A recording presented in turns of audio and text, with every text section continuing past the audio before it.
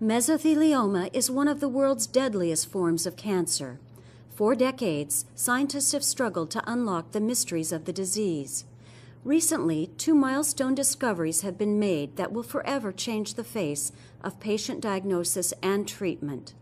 The groundbreaking work came from an international team of scientists led by Dr. Michele Carboni at the University of Hawaii Cancer Center.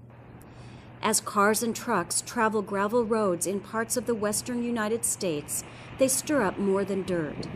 The dust left behind can contain such high levels of the mineral aragonite that those breathing the air may be at an increased risk of developing mesothelioma, an aggressive cancer of the lining of the chest and abdomen, normally associated with asbestos exposure. Through research funded by the National Cancer Institute, Dr. Carboni and colleagues have uncovered potential cancer risk in certain states from exposure to aragonite. The mineral is normally contained in rock, but when fibers become airborne, such as when rock is crushed for gravel, exposure over time can be deadly. The team first discovered aragonite's link to cancer in the Cappadocia region of Turkey, where half of all deaths in certain villages were due to the disease. Dubbed death villages, many of the homes were built from local rock that contained aragonite, and high concentrations were detected in the surrounding area.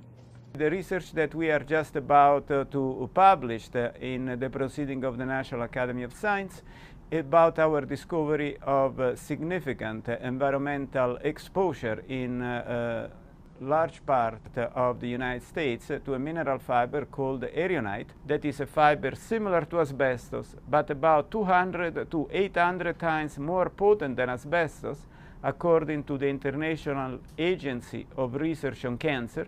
We have now uncovered significant exposure to aragonite in several states in the United States of America. Meanwhile, another important study was underway. The search for a genetic link to mesothelioma had eluded Dr. Carboni for more than a decade. Then persistence paid off.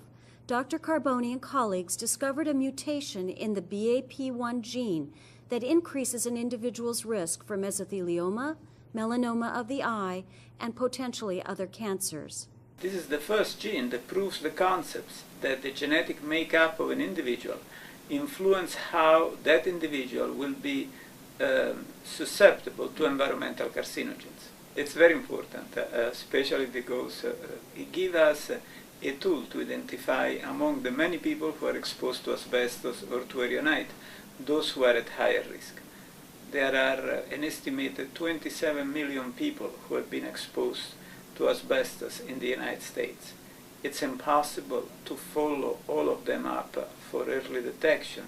Now, since we found this gene, we can definitely screen those people who has been exposed to asbestos, and we know who might get higher risk of getting this disease.